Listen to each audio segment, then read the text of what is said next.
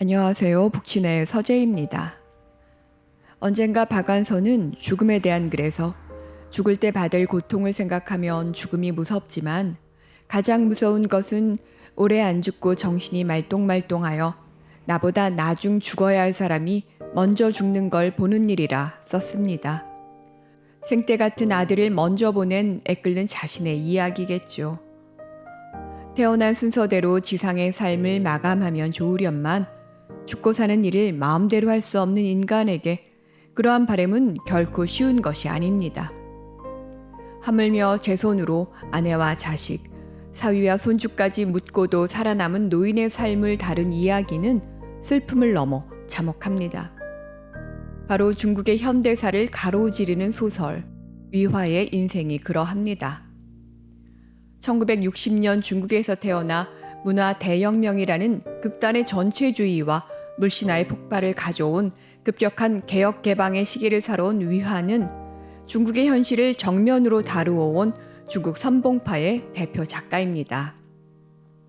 2012년작 사람의 목소리는 빛보다 멀리 간다가 중국 내 금서로 지정된 것으로 보아 중국이 안고 있는 현실적 문제를 직시하는 그의 태도는 여전한 것으로 보입니다. 하지만 초기작에 해당하는 인생은 날카로운 현실 고발이나 폭로의 논조가 아닌 처참한 시대를 묵묵히 살아내고 조연하게 받아들이는 한 인간의 삶의 태도를 다룬 작품입니다. 작가의 말에서 위화는 이 소설에서 나는 사람이 고통을 감내하는 능력과 세상에 대한 낙관적인 태도에 관해 썼다라고 했습니다. 이어 사람은 살아간다는 것 자체를 위해 살아가지 그 이외의 어떤 것을 위해 살아가는 것은 아니라는 사실을 이란 말을 덧붙였습니다. 평생 고통스러운 삶을 살았고 그가 사랑했던 이들 역시 고통 속에서 죽어가는 것을 지켜보아야 했지만 원망 한마디 없이 견뎌내는 주인공 푸구이 그리고 독자들은 그 노인의 인생 여정을 따라 경랑의 중국 현대사를 관통하게 됩니다. 이 작품은 대략 1940년대부터 1970년대까지 마오쩌둥의 공산당과 장제스의 국민당 간의 치열했던 국공내전과 중국의 트라우마로 남은 대약진 운동 그리고 문화 대혁명의 시기를 배경으로 합니다. 푸구이의 청년 시절 모습은 그야말로 개차반이었습니다. 지주의 아들로 태어나 도박과 여자로 집안의 재산을 탕진하고 소장농으로 전락한 푸구이는 1949년 중국이 공산화가 되면서 아이러니하게도 소장농의 신분이 그를 살리는 운명을 경험합니다. 아내 자전은 원래 부유한 성한 사람이었지만 결혼 후 굶주림과 병마로 일평생이 고단했던 사람입니다. 그럼에도 시부모와 남편에게 끔찍했고 두 아이에게 한없이 헌신적인 어머니였습니다. 이들 가족의 고난은 비단 그들만이 것이 아닌 그 시기를 살아갔던 보통 중국 인민들의 삶이기도 했습니다. 이 소설은 마오쩌둥의 공산당과 장개석이 이끄는 국민당 간의 국공내전의 참화와 공산화 혁명 이후 인민공사가 삶을 어떻게 재편해 가는지, 이후 단기간에 서양을 따라잡겠다는 마오의 대약진 운동이 가져온 극단의 굶주림을 배경으로 합니다. 게다가 혁명 정신을 잇는다는 문화 대혁명의 기치 아래 어린 홍위병의 총칼 앞에 수많은 이들이 반동 분자로 몰려야 했던 야만의 시대를 적시합니다. 푸구이는 느닷없이 길에서 국민당 병사로 끌려가 어디가 어딘지도 모르는 전쟁터에서 숱한 죽음의 고비를 넘다 간신히 살아 돌아오고 늘상 배고픔에 시달리던 어린 아들은 교장 선생 부인에게 수혈하다 온몸에 피가 뽑혀 어처구니 없이 죽게 됩니다. 농아가 되어버린 그의 딸은 출산하다 죽고 구루병의 고통 속에서도 식구들에게 짐이 되지 않으려고 노동으로 헌신한 자전 역시 딸을 앞세운 지 얼마 지나지 않아 세상을 떠납니다. 사위는 공사장 시멘트판에 깔려 죽고 푸구이가 맡아 키우던 어린 손주도 어처구니 없이 일찍 죽게 됩니다. 그의 삶은 살아온 것이 아니라 그저 불운하게 살아남은 것에 불과합니다. 삶과 죽음은 찰나의 순간으로 교차하고 나에게 올 재앙이 타인에게 돌아감으로써 불운을 피하게 되는 룰렛 게임과도 같은 부조리는 당시 중국 격동기의 현실이었습니다. 하지만 위안은 어디에도 운명에 저항하는 개인의 모습을 그리지 않았습니다.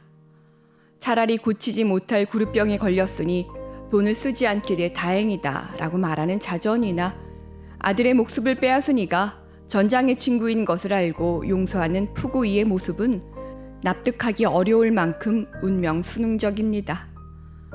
가족끼리 매일 함께할 수만 있다면 복다이가 무슨 상관이란 말인가로 응축되는 지나친 낙관주의와 그 속에서 빛나는 가족에는 어떻게 보아야 할지 난감할 지경입니다.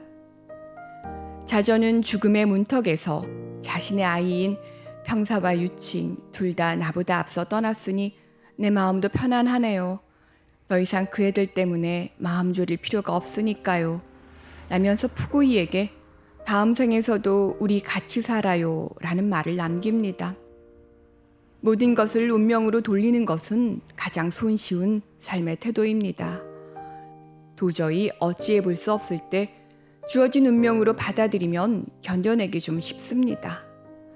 운명을 거슬러 진취적으로 삶을 개척하는 인간형을 우리는 흔히 위대한 인물이라 하지만 애쓴다고 해서 누구나 자기 인생을 만드는 것은 아닙니다.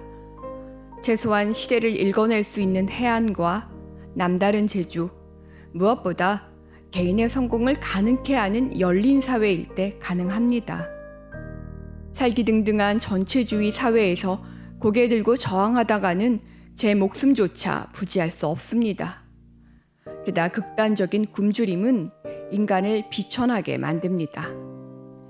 어느 날 자전은 굶는 자식들을 보다 못해 친정에 가서 약간의 쌀을 가져와 식구들에게 죽을 먹입니다. 가슴에 숨겨놓고 몰래 식구들을 연명시키지만 불을 피워야 하기에 대장에게 들키게 되고 어쩔 수 없이 그에게 한 줌 주면서 눈물을 흘립니다. 당장의 굶주림을 구원해줄 한 줌의 쌀에 뜨거운 눈물을 쏟는 것이 인생입니다. 그 살아내는 일의 적나라함 속에서 나약한 인생이라 함부로 비난할 수 없습니다. 역사의 수레 속에 지배될 수밖에 없는 철저하게 치열하면서도 동시에 나약한 존재들의 애처로운 삶이 바로 소설 인생입니다. 그 절망의 구덩이 속에서 가족 간의 뜨거움만이 남습니다. 지금의 중국은 그러한 격변의 시기를 건너 패권국의 지위를 넘보는 힘센 나라로 부상했습니다. 유례없는 성공의 물결은 여전히 빈곤과 기아에 시달리는 수많은 중국인들의 삶을 뒷전으로 밀어놓았지만 중국몽으로 상징되는 과거의 영화로움을 향해 달려가는 것은 분명해 보입니다. 하지만 거대한 땅, 장구한 역사 속에 다양한 민족이 살아가는 중국은 무엇에 대해 말하든지 절반의 진실이라 여겨집니다.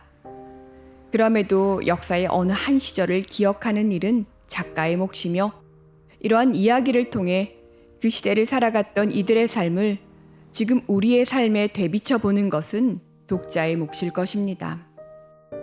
개그맨 유병재가 말했다고 하던가요? 나만 힘든 건 아니지만 네가 더 힘든 걸 안다고 내가 안 힘든 것도 아니다 라는 말이 떠오릅니다. 죽음을 지척에 두고 살았던 삶이 있었다 해서 지금 각기 다른 이유로 힘든 생의 무게가 덜어지지 않는 것도 사실입니다. 극단의 폭압과 빈곤이 사라진 이 시대에도 각 개인을 눈물 짓게 하는 일은 여전합니다. 위화의 말처럼 살아간다는 것 자체를 위해 살아가는 무심함이 때로 우리의 삶을 구원해 줄 수 있으리란 생각이 듭니다. 감사합니다.